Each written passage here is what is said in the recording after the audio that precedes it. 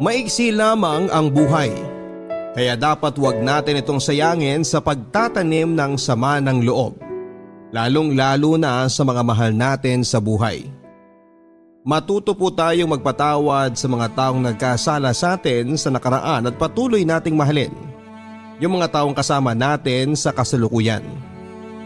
Ikaw, meron ka bang mahal sa buhay na gusto mong patawarin o hinga ng tawad? Maswerte yung mga anak na kumpleto pa ang mga magulang. Meron kasing wala ng nanay, meron ding wala ng tatay. At meron namang ulilang lubos na. Pero paano na lamang kung meron kang magulang, kaya lang hindi mo naman tinatrato ng maganda?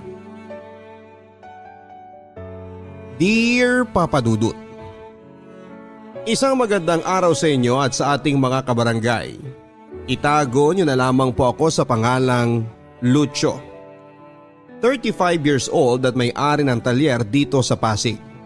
Tubong Samar talaga ako, Papa Dudut.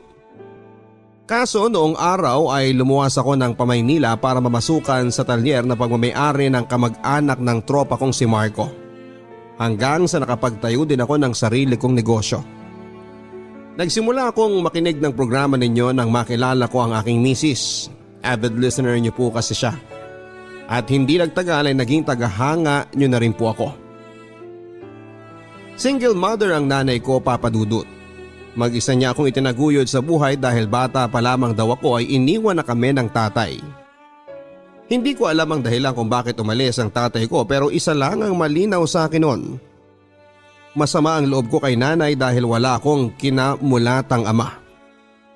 Madalas akong tuksuhin ng mga kalaro ko dahil abnormal daw ang pamilya ko. Dapat daw kasi ay merong tatay at nanay. Kahit na paulit-ulit kong tanungin si nanay kung nasaan si tatay ay palagi niyang sagot ay hindi niya alam. Dagdag pa niya, nandyan naman siya para alagaan ako kaya hindi ko na raw kailangang magkaroon pa ng tatay. Papa Dudut, hindi lang pagtitinda ng kangkong sa palengke kasama si nanay ang kinaiinisan ko. Dahil ultimo gawaing bahay gaya ng pagsasaing, paghuhugas ng pinggan at paglalaba ay kinakatamaran kong gawin. Bakit kamo? Dahil gawaing pambabae yon. Hindi dapat gumagawa ng ganong uri ng trabaho ang tulad kong lalaki, kaya naman madalas din akong sermonan ni nanay tungkol sa pagiging tamad ko.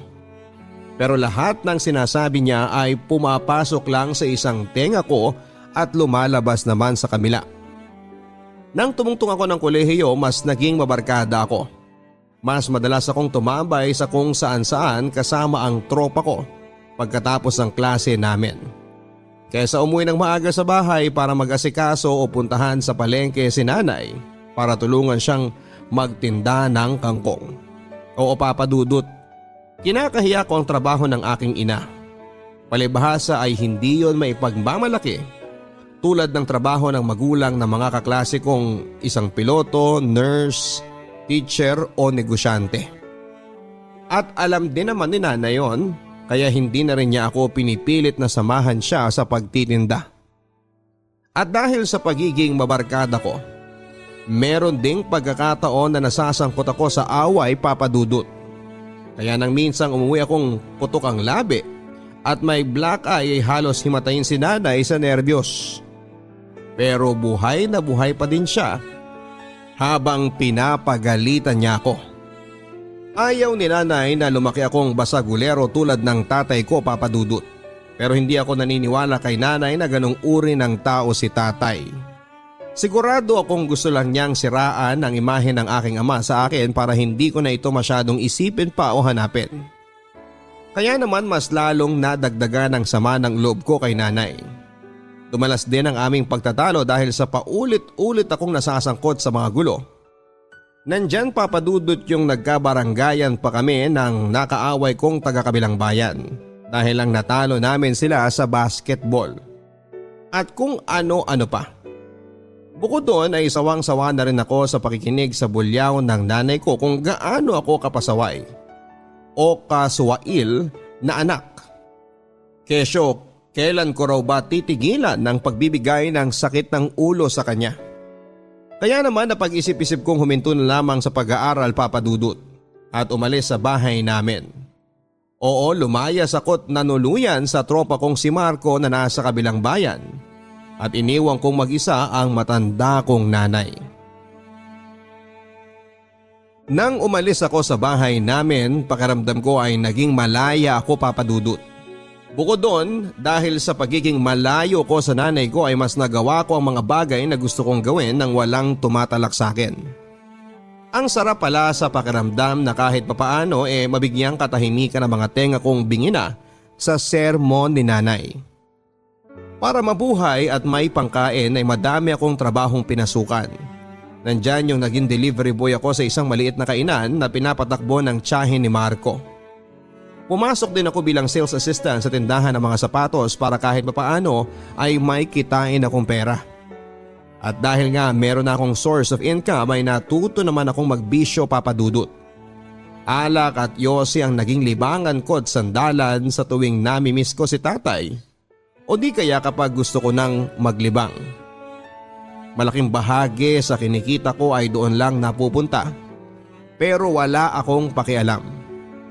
Mas may silbi pa ang mga yon kesa sa nanay ko. Nang alokin ako ni Marco na lumuwas pa Maynila para magtrabaho sa talyer ng kanyang tito ay hindi na ako nagpatumpik-tumpik pa, Papa Dudut. Pagkakataon ko na rin kasi para makatapak sa ibang lugar dahil sawang-sawa na ako sa probinsya namin.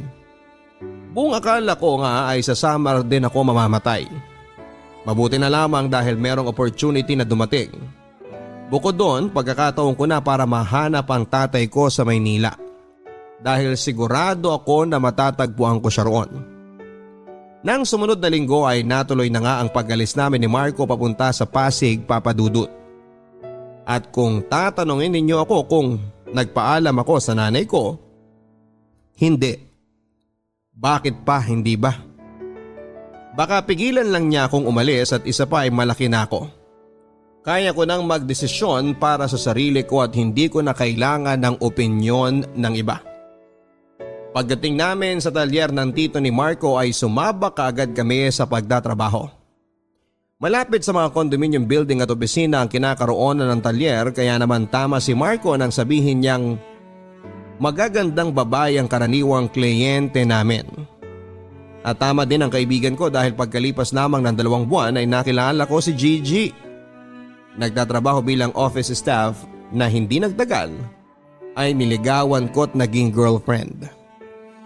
Papa Dudut, nirespeto ni Gigi ang kahilingan kong wag nang pag-usapan ang tungkol sa nanay ko. Sa katunayan, yon ang huling beses na binanggit niya si nanay kaya naman masayang masaya ako. Ayoko na kasing magkaroon ng koneksyon sa nanay ko dahil meron na akong bagong buhay. Bagong buhay na hindi siya kasama. Pagkalipas ng 1 taon ay nabuntis ko si Gigi kaya naman naisip naming mag-live-in. Nagrenta kami ng isang studio type apartment malapit sa pinapasukang opisina ni Gigi at pinagtatrabahuhan kong talyer. Nangako ako sa nanay ni Gigi na aalagaan ko ang anak niya, kaya naman nagpursige ako sa pagtatrabaho. Bukod doon ay nagsimula na rin kaming mag-ipon para sa pagdating ng aming anak. At pagkalipas ng 9 na buwan ay laking tuwa naman namin ni Gigi dahil sa wakas ay naging ganap na kaming mga magulang.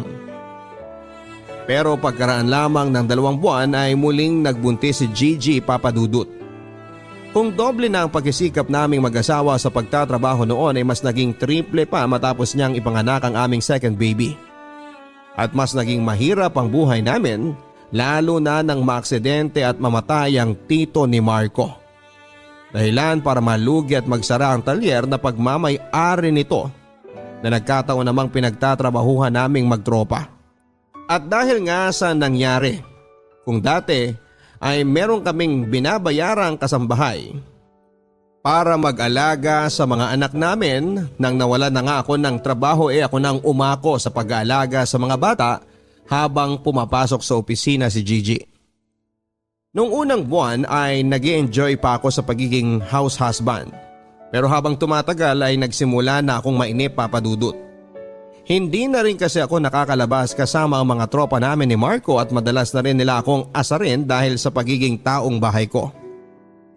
na malimit kong kainisan dahil na-realize ko na dapat ay si Gigi ang nag-aalaga sa mga anak namin. Kasi siya nga ang babae. Pero nauwi lamang sa pagkatalo namin mag-asawang tungkol sa kung sino ang dapat na maiwan sa bahay para bantayan ang mga anak namin. At dahil nga nagtitipid kami kaya naisip ni Gigi na ipaalaga sa nanay niyang may sakit ang mga anak namin. Bagay na tinutulan ko kaya napilitan akong isuggest na sa halip na ang nanay Nelia ko na lang ang paluwasin para mag-alaga sa mga anak namin. Nalaman ko din kasi na matagal na niya pala akong hinahanap at kinokontak. Kaya naman naisip ko na ito ang tamang pagkakataon para naman magpaka-nanay ulit siya sa akin. Hindi nagtagal ay lumuwas na pa Maynila ang nanay Nelia at agad na nanatili sa maliit naming apartment. Bakas na sa mukha niya ang katandaan at payat na rin ang kanyang pangangatawan. Pero kahit paano ay malakas pa rin siya kaya naman nang alokin ko siyang alagaan ng aming mga anak. Kapalit ng pagsasama-sama naming buong pamilya sa iisang bubong ay hindi na rin siya tumutol pa.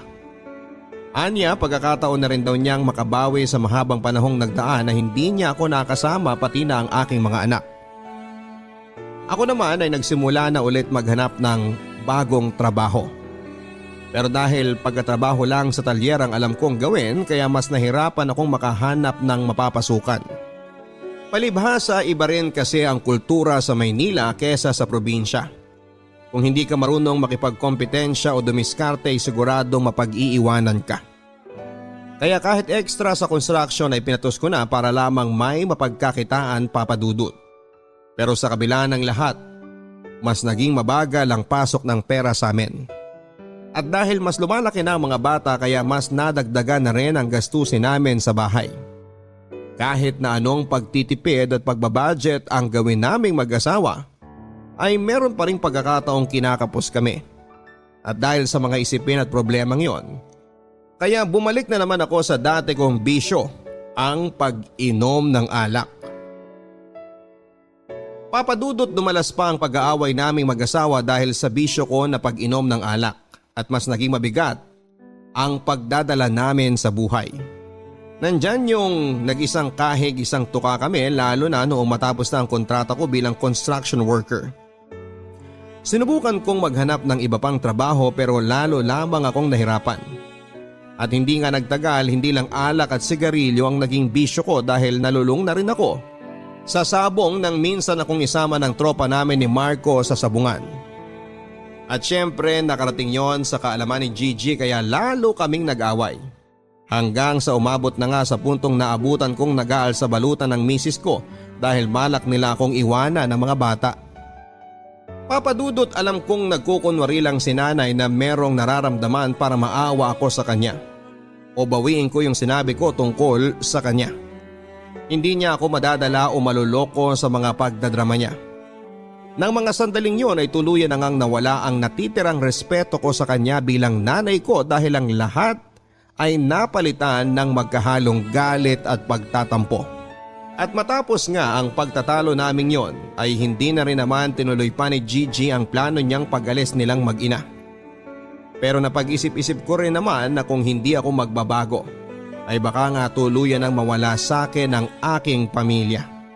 Ayokong matulad sa akin ang mga anak ko na lumaking hindi kumpleto ang kanilang mga magulang dahil alam na alam ko yung pakiramdam na tuksuhin at pagtawanan dahil tingin ng marami ay abnormal ang pamilyang walang nanay o walang tatay. Kaya naman pinilit kong bawasan ang mga bisyo ko at nagsimula muli akong mag-apply ng trabaho, papadudot. Pero sa kabila ng lahat ng pagsisikap kong maging mabuting ama at asawa ay talagang sinubok pa rin ako ng kapalaran, papadudot. Nandyan yung naranasan kong maglakad mula Pasig hanggang Boni para lang mapuntahan yung inaplayan kong trabaho dahil sa labis ko na pagtitipid sa pamasahe. Tapos sa huli, hindi rin pala ako matatanggap dahil daw college undergraduate ako. Sinubukan ko ring mag-sideline muli sa construction pero hindi na ako tinulungan ni Marco dahil marami na raw siyang naitulong sa akin. At sa pagkakataon na yon, kailangan ko naman daw matutong tumayo sa sarili kong mga paa. Sobrang sama ng loob ko kay Marco noon pero sinantabi ko yon, Papa Dudut. Kaso meron pa rin talagang mga sandali na hindi ko mapigilang magalit sa aking sarili. Nasisihin ng Diyos sa buhay at kapalaran na meron ako. Isang gabi nga nang makauwi ako galing sa paghahanap ng trabaho, sa sobrang pagod ko at sakit ng paa ay sumalampak na lang ako sa sofa, Papa Dudut. Tapos lumabas galing sa kwarto namin ni Gigi ang panganay kong si Erold para makipaglaro sa akin. At dahil wala ako sa mood ay napagalitan ko siya dahilan para umiyak siya at mag-hysterical naman ang nanay niya. Oo, nauwi sa pagtatalo namin ni Gigi ang napakasimpleng bagay na yon, Papa Dudut. Pero hindi ko akalain na yun na pala ang magiging mitya para simula kong pagsisihan ang mga nagawa kong kasalanan at kakulangan sa aking pamilya, lalo na sa aking ina. Atake sa puso. Yun ang findings ng mga doktor matapos naming isugod sa ospital si Nanay Nelia nang mawalan siya ng malay sa gitna ng mainit naming pagtatalo sa bahay, Papa Dudut. Aaminin kong noon lang ako nakaramdam ng labis na takot habang pinapanood ang mga nagkakagulong doktor na sinasalba ang buhay ng aking ina. Noon lamang ako kinilabutan sa tanang buhay ko habang iniisip ang posibleng masamang mangyari sakaling hindi nila masagip si nanay. Noon lang ako nakaramdam ng hustong pagsisisi at tinding panghihinayang, Papa Dudut. Pagsisisi dahil sa lahat ng masasamang ginawa at masasakit kong sinabi sa aking ina. At panghihinayang sakali mang ikamatay niya ang nangyari sa kanya. Pakiramdam ko ay bumalik ako sa pagkabata dahil hindi ko na napigilan ang aking mga luha. Nang mga sandaling yon ay sinimulan ko nang magdasal sa Diyos na sana ay iligtas niya ang nanay ko. Na sana ay wag muna niyang kukunin ang aking ina hanggang hindi pa ako nakakahingi ng tawad sa kanya. At nakakabawi dahil sa lahat ng mga maling nagawa ko. At tunay na mabuti pa rin ng Diyos dahil narinig niya ang panalangin ko, Papa Dudut. Namatay si Nanay Nelia pagkalipas ng 2 buwan, Papa Dudut. Oo, inatake muli siya sa puso at sa pagkakataong yon ay hindi na siya nakaligtas pa. Parang gumuho ang mundo ko nang biglang kunin sa akin ang nanay ko. At kahit na anong pigil ko sa mga luha ko kusa pa rin siyang tumutulo. Labis din ang pagsisisi ko dahil napakaiksi ng panahong ibinigay sa amin ng Diyos para makabawi ako sa lahat-lahat ng kasalanan at pagkukulang ko sa Kanya. Pero kahit na ganoon ay nagpapasalamat pa rin ako dahil hinayaan pa rin ako ng Diyos na makapiling ang aking nanay. Matapos ang libing ni nanay ay nangako ako sa harap ng puntod niya na magiging mabuti akong asawa at ama sa aking mga anak. Pinatawad na rin ako ni Gigi sa nagawa ko sa kanya noon, kaya naman mas nagdoble sikap pa ako para mapakatawanan ang pangako kong aalagaan at susuportahan ang aking pamilya. Sinuwerte din naman akong nakapag-loan si Gigi ng malaking halaga sa kanilang kumpanya na ginamit namin para makapagtayo ng maliit na talyer. At hindi nga nagtagal ay mas naging kilala kami't lumago ang aming negosyo. Alam kong masayang-masaya si nanay sa langit dahil unti-unti kong tinutupad ang pangako ko sa kanya noong nabubuhay pa siya. Namimiss ko pa rin siya hanggang sa ngayon, Papa Dudut, pero alam kong maligaya na sila ni tatay saan man sila naroroon. Maraming salamat po sa pagkakataong mabasa ninyo ang aking sulat. Malaking bagay din sa akin na maibahagi sa ating mga kabarangay ang kwento ng aking buhay. Lucio. Sabi nila habang abala daw tayo sa paglaki ay nakakalimutan na nating tumanda na ang mga magulang natin. Sa kaso ng letter sender nating si Lucio ganun nga ang nangyari. Kaya naman ramdam ko ang pagsisisi mo dahil hindi mo nakapiling ng mas matagal ang Nanay Nelia mo. Pero Lucio, tama ka sa sinabi mong maswerte ka pa rin dahil nakahingi ka ng tawad sa iyong ina.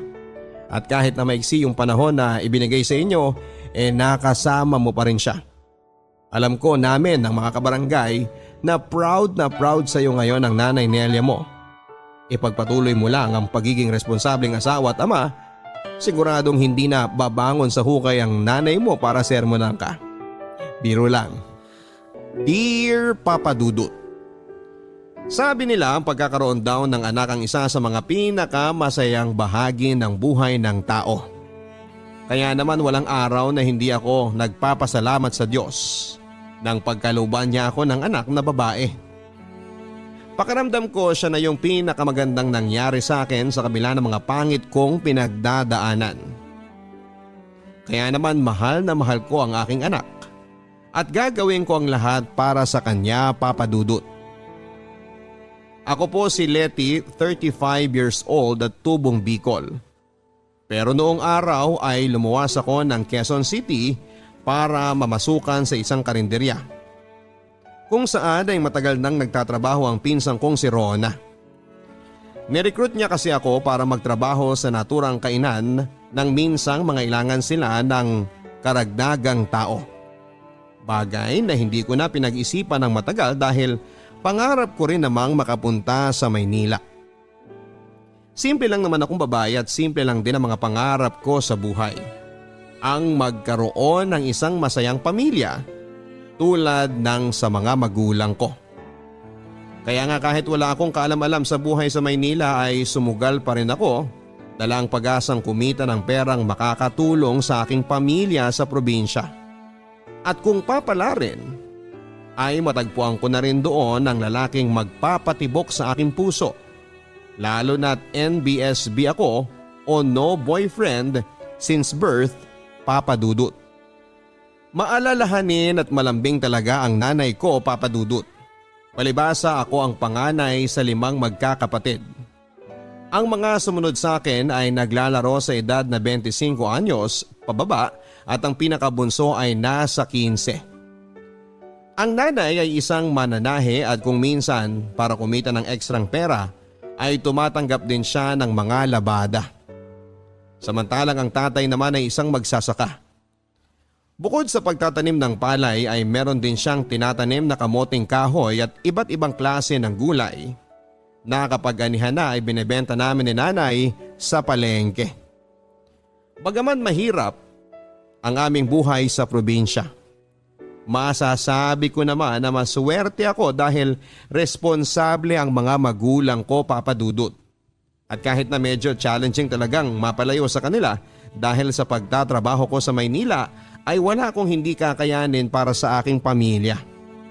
Naisip ko din kasi na kapag nakasanayan ko na ang buhay sa Maynila at nakapag-ipon ako ng sapat na pera ay gusto kong magnegosyo, Papa Dudut. Kahit na online lang, total yun naman ang uso. Pagdating ko sa bahay ng pinsan ko sa Quezon City, kinabukasan din ay sumabak agad ako sa pagtatrabaho bilang serbedora sa isang 24 hours na kantin. Ang mga karaniwan naming customer ay yung mga nagtatrabaho sa opisina hindi kalayuan sa pwesto ng aming kainan. Mga taxi driver, mga lokal na residente at kung sino-sino pa. Kahit na mahirap ang trabaho ay masasabi ko namang nag-i-enjoy ako, Papa Dudut. Mas lalo pang ang naging interesante ang bawat araw ko sa trabaho nang makilala ko si Nando nang minsan siyang kumain sa amin. Isa siyang sikyo o security guard sa isang pawn shop na katapat ng aming kantin. Nung unang beses ko siyang nakita ay aaminin kong hindi talaga ako natuwa sa pagmumukha niya. Hindi naman sa panghuhusga pero mukha talaga siyang hindi gagawa ng matino. Tapos ay palagi pa niya ako nung binubwisit dahil panay ang tawag niya sa akin para siya asikasuhin kahit na marami pa akong ginagawa. Aaminin ko, Papa Dudut, na noong una ay naiinis ako kay Nando. Sino ba naman kasing hindi? Kesyo maliit na bagay na kaya naman niyang gawin ay itatawag pa niya sa akin. Oo, sa akin. Tulad na lamang ng pagsasali ng tubig sa baso niya. Paulit-ulit na paghingi ng sabaw at kung ano-ano pa. Mabuti sana kung siya lang ang customer na inaasikaso ko tapos meron pang pagkakataon na makikipagkwentuhan pa siya sa akin sa gitna ng trabaho ko. Dumanas din ng dumalas ang pagkain ni Nando ng tanghalian sa aming kantin. Dahilan kung bakit naging tampulan ako ng tukso ng mga kasamahan ko sa trabaho.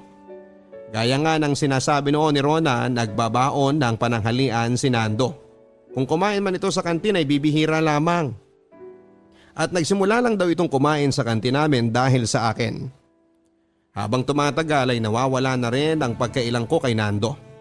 Dahil kahit papaano ay nadidiskubre ko namang mabait at magalang siyang tao. Palagi siyang humihingi ng permiso kung meron siyang gustong itanong na sa palagay ko ay masyadong personal. Kuwela din siya at mahilig bumanat ng corning jokes at pick-up lines. Tinatawag pa rin niya akong Miss Beautiful kapag hindi ko siya pinapansin. Naisip ko nga na ginagawa niya lamang yon para makuha ang atensyon ko at effective naman. Papadudot, alam ko na hindi pa nagtatagal simula nang magkakilala kami ni Nando, pero noong unang beses na hindi siya kumain ng lunch sa amin ay nalungkot talaga ako. Parang nawalan ako ng ganang magtrabaho. Akala ko nga normal lang yon dahil masyado lang akong nasanay. Na palagi niya akong kinukulit araw-araw, pero nang masundan pa ng 2 araw na walang Nando na kumain sa aming kantin ay doon na ako nagtaka at nag-alala. Mabuti na lang noong sumunod pang araw ay nagpakita na siya sa akin at kumain sa amin. Sinabi din niyang nagkatrangkaso daw siya kaya siya absent. Kahit papaano, pakiramdam ko ay nabunutan ako ng tinik sa dibdib ng sandaling yon. Papadudot, nagtuloy-tuloy pa ang pagpapakyut sa akin ni Nando.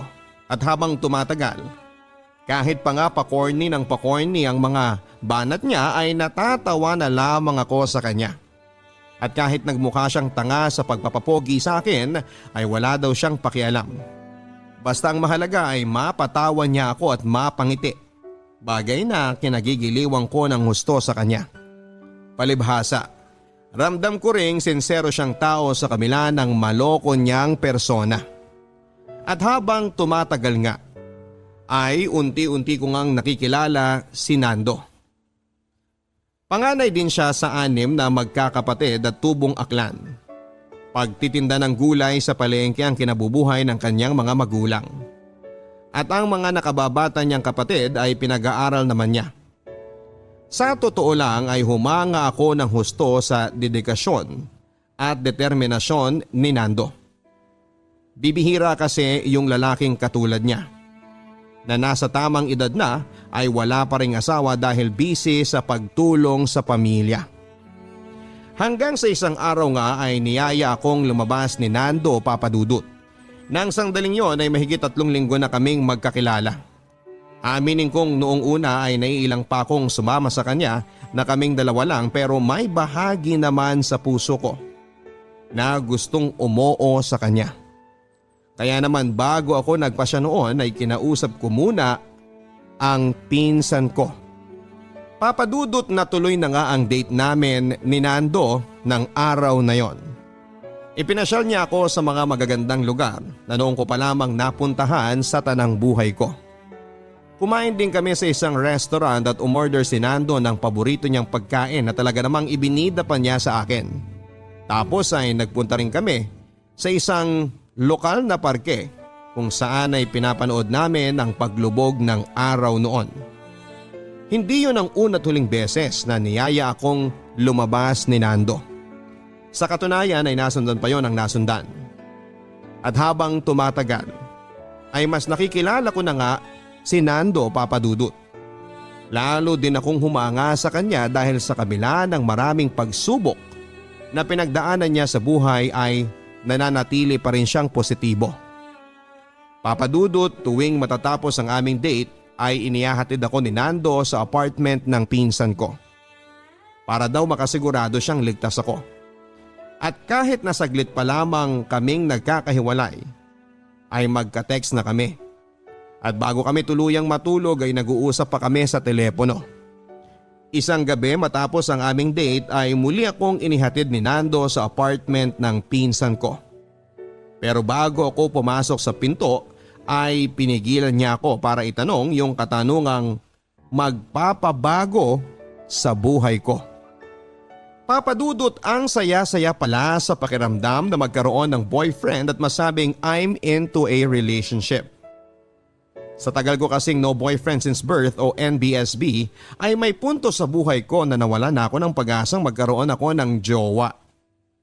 May itsura naman ako, mabait, kwela at kahit paano ay may utak din naman. Kaso walang nagkaka-interes sa akin doon sa amin sa Bicol. Walang nanliligaw sa akin o lalaking pumapansin sa akin. Kaya naman naisipan ko na baka hindi tagaroon ng lalaking nakatadhana para makasama ko sa panghabang buhay. At tama nga ako, Papa Dudut, dahil sa Maynila ko nakilala si Nando na naging first boyfriend ko. At sana ay huli na rin. Nang gabing yon ay narinig pala ng pinsang kong si Rona ang pag-aamina namin ng feelings ni Nando. At hindi ko na rin naman tinanggi ang mga yon sa kanya. Buong pagmamalaki kong ibinida sa pinsang ko na sa wakas ay meron na akong nobyo. Na ganun pala yung pakiramdam na may ka-forever ka na. Akala ko ay matutuwa si Rona tulad ng reaksyong inaasahan ko mula sa kanya, pero sa halip ay sinimangutan lamang niya ako, Papa Dudut, bagay na ipinagtaka ko. Sinabi sa akin ni Rona ang dahilan kung bakit hindi siya lubos na masaya para sa amin ni Nando. Yun ay dahil nag-aalala daw siya para sa akin dahil nga sa mga kwentong naririnig niya patungkol sa pagiging chick boy ng boyfriend ko. Akala ko tapos na kami sa ganong usapan, pero binanggit din ni Rona na pakiramdaman ko pa rin daw kung sakaling ang may katotohanan ang mga usap-usapan tungkol kay Nando, na babaero raw ito. Bagay na kinainisan ko noong una at isinantabi ko na lamang. Pero aaminin ko, Papa Dudut, na merong pagkakataon na gusto kong itanong o kumpirmahin kay Nando kung bakit nababansagan siyang babaero. Ngunit hindi ko na yon na itanong pa sa kanya dahil tadhana na mismo ang gumawa ng paraan para makumpirma ko ang aking kinakatakutan. Yon ay nang matuklasan kong meron na palang asawa si Nando. Tulad nga ng sinasabi ko sa inyo, Papa Dudut, maraming beses kong binalak na itanong kay Nando kung bakit siya binansagang babaero ng mga taong nasa paligid niya. Gayong ibang-iba ang pagkakakilala ko sa kanya. Sa katunayan, ang alam ko, ako ang unang girlfriend niya. Bigla tuloy akong nakaramdam ng agam-agam sa puso ko tungkol sa pagpayag kong maging kami kaagad ni Nando. Tipikal na araw at tahimik ako nagtatrabaho sa kantin nang pinapasukan ko ng mangyari. Ang kahit sa hinagap ay hindi ko lubos na akalaing mangyayari, Papa Dudut. Paano ba naman? Sa gitna ng pagiging abala ko sa pag-intindi sa kaliwat ka ng mga gawain, ay bigla na lamang may babaeng matangkad at maputi na dumating sa kahinanap ako. Buti na lamang at patay na oras na yon, Papa Dudut, at walang masyadong customer. At nang magtama ang aming paningin, ay walang pagdadalawang isip niya akong sinugod at pinagsisigawan. Papa Dudut, mabuti na lang dahil naawat ko si Rona sa kamuntik na niyang pagpatol kay Grace ng sandaling yon. At mabuti na lang din dahil naisip ni Grace na umalis na lamang. Pero bago siya tuluyang umalis ay binantaan niya akong layuan na si Nando dahil pamilyado na nga ito. At kung ipipilit ko pa raw na magsumiksik sa buhay nilang mag-asawa ay kakasuhan niya ako. Magkahalong takot, gulat, galit at lungkot ang nangibabaw sa akin ng mga araw na yon. Takot dahil sa biglang pagdating ni Grace para saktan at iskandaluhin ako sa aking pinagtatrabahuhan. Gulat naman dahil sa nalaman kong posibleng panloloko sa akin ni Nando. Galit dahil kapag napatunayan ko ngang totoo ang mga sinasabi ni Grace tungkol sa relasyon nilang dalawa, ay baka hindi ako makapagpigil at masuntok ko talaga sa mukha ang Nando na yon. Pero sa kabila ng lahat ng nararamdaman ko, mas nangibabaw para sa akin ang labis na kalungkutan. Oo, hindi pa nga nagtatagal simula nang magkakilala kami ni Nando. Simula nang maging kami, pero sa loob ng maiksing panahon ng pagsasama namin ay binigay ko na sa kanya ang aking puso, pati na rin ang aking sarili. Meron ang nangyari sa amin ni Nando, Papa Dudut. Hindi lang isang beses, makailang ulit na rin po yon. Siguro nga ay totoo ang sinasabi ni Grace na madali akong paikutin at utuin, pero nagtiwala lang naman ako at naniwala na tunay at totoo ang pag-ibig sa akin na ibinibigay ni Nando. Nang araw ding yon ay tinawagan ko sa telepono si Nando, Papa Dudut. Pero ring lang ng ring ang kanyang cellphone. Makailang beses ko ulit siyang kinontak hanggang sa patayan na nga niya ako ng telepono. Halos gumuho ang mundo ko ng oras na yon. Paano nga kung totoong niloloko ako ni Nando? Paano kung bigla na lang niya akong iwanan sa ere? Hindi ko alam kung paano ko kakayanin ang sakit. Umiyak na lamang ako ng umiyak kinagabihan at nang sumunod na araw ay laking gulat ko nang si Nando ang kusang tumawag sa akin. Papa Dudut, salamat na lang talaga sa pinsang kong si Rona dahil nandun siya ng sandaling yon para alalayan ako. Kasi ang sakit-sakit na talaga sa dibdib. Hindi ko na kayang pigilan pa yung mga hinanakit ko kay Nando. Tapos ay hindi pa ganap na maisip ng utak ko na dumating na nga yung sandaling kinakatakutan ko, ang aking unang heartbreak. Nang sumunod na araw ay nalaman ko na lamang na nag-resign na pala si Nando sa pawn shop na kanyang pinagtatrabahuhan. Walang makapagsabi kung saan talaga siya nagpunta. Pero marami rin ang naniniwala na umuwi na ulit siya sa kanyang asawa. Ano man ang katotohanan sa mga haka-hakang yon, wala na po akong pakialam. Pagkatapos ng lahat ng nangyari sa amin, sa skandalong kinasangkutan ko, sa panluloko sa akin ni Nando, parang nawala na po ako ng pakiramdam noon, Papa Dudut.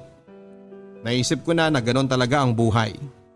Pwede tayong ma-scam dahil sa labis na tiwala na ibinibigay natin sa mga sinungaling at manlulokong tao.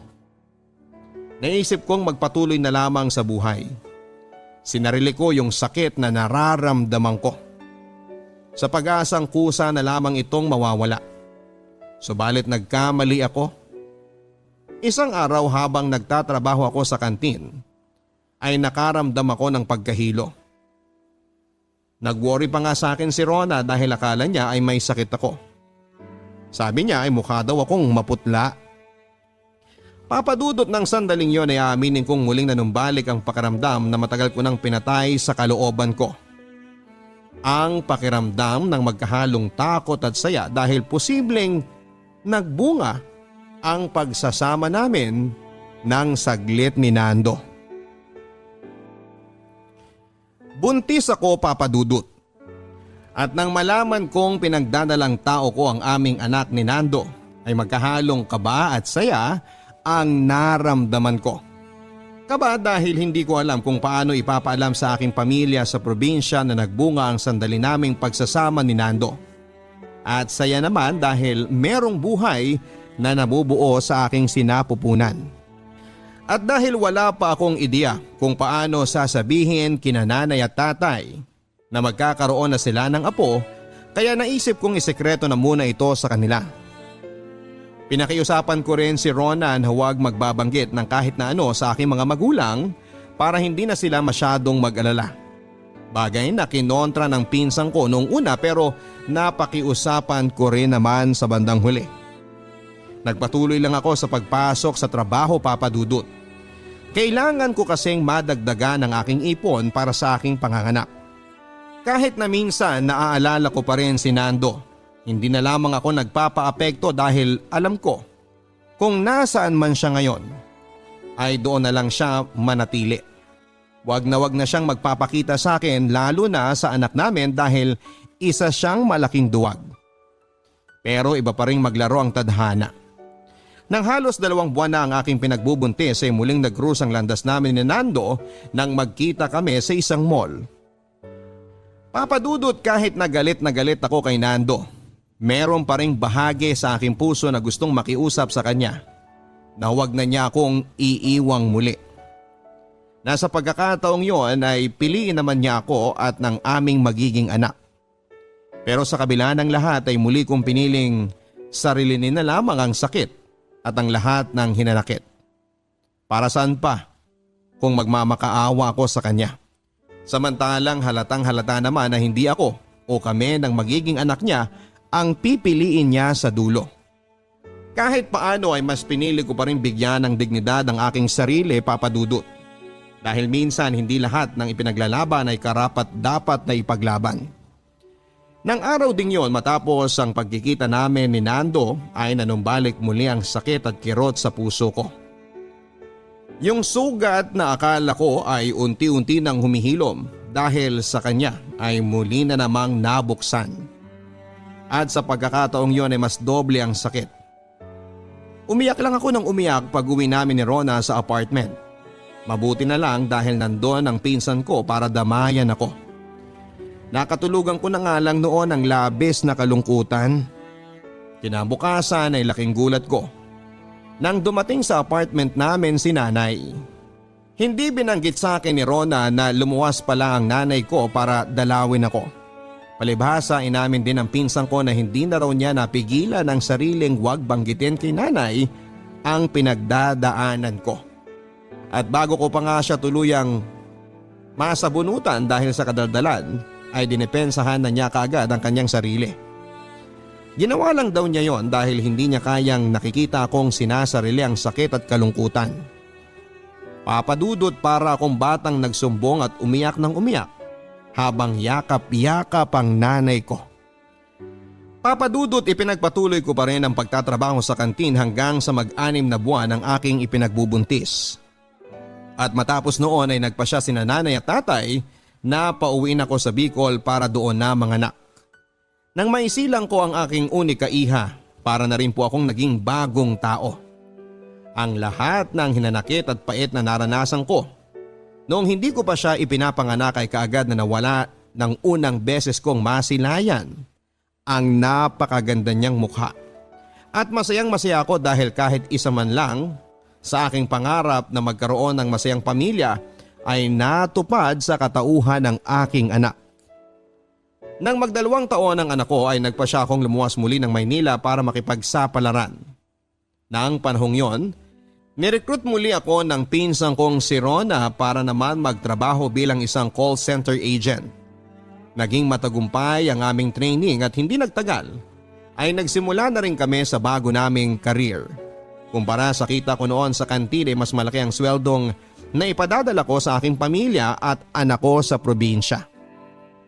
Papadudot, kaya naman kahit papaano, masaya ako dahil nasosuportahan ko sila.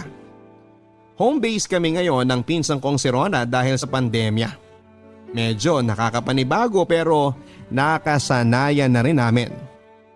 Kung tatanungin ninyo ako, ang love life ko sa ngayon ay masasabi kong isa akong single but happy.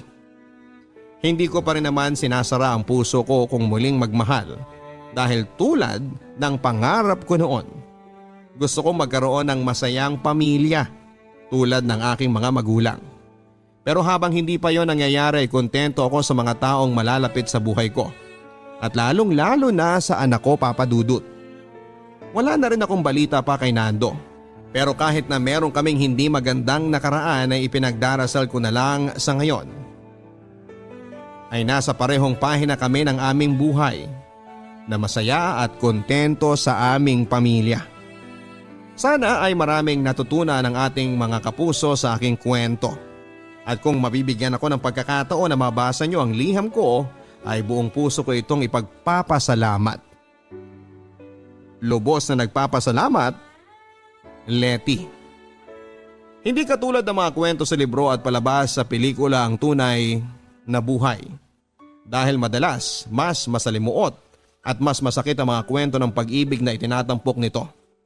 Katulad na lang ng mga sakit at kahihiyan na pinagdaanan po ni Letty. Kung tutuusin ay tama rin naman ang nanay niya nang sabihin nitong may leksyon o aral sa buhay natin na minsan hindi naman dapat matutunan sa masasakit na paraan. Pero sa kabila ng lahat ay hindi pa rin natin maiiwasan yung mga masasama at mapanakit na tao na makalapit sa atin. Kaya nga kahit mahirap ay piliin nating maging mabuting tao, maging malinis ang intensyon natin sa ating kapwa at huwag na huwag nating tutularan ang mga katulad ni Nando. Para sa mga katulad naman ni Letty, hanga kami sa inyo dahil napagtagumpayan ninyo ang mga pagsubok sa buhay. Maging ang mga labang sinasarili nyo lamang. Pero kung may pagkakataon ay pwede naman kayong humingi ng tulong. Huwag niyong isiping nag-iisa kayo sa mga laban ninyo.